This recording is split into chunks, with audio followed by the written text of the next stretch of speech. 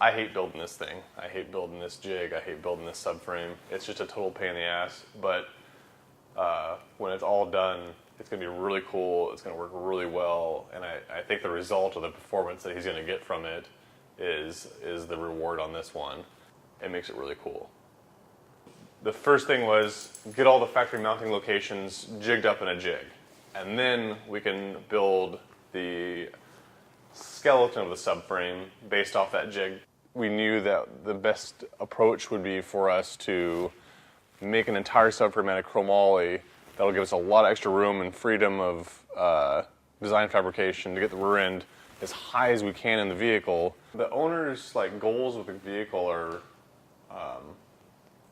really ambitious. They're really healthy goals.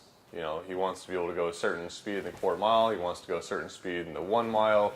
And he wants to do he wants the car to be able to do the Silver State Classic. A lot of cars you'll average between 160 and 200 miles an hour is your average speed for 90 miles straight.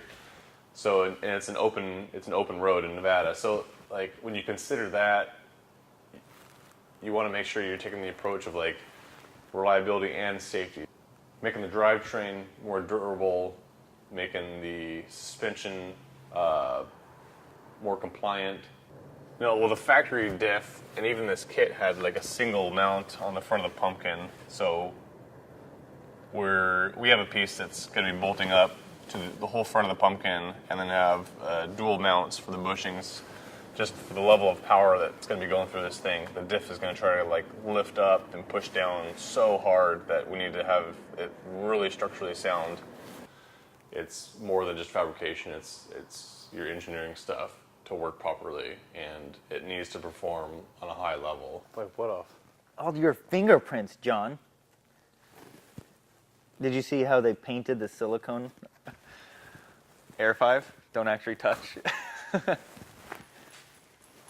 With a street car, it's really hard because you're building something that has a bunch of unknowns because, yes, just like this car is a perfect example. It's okay, you'll put a 9-inch Ford in it because the stock Chrysler rear end won't hold up.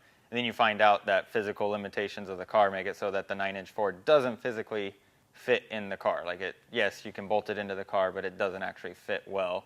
And it messes up driveline axles, and it messes up the roll center, and it messes up the toe.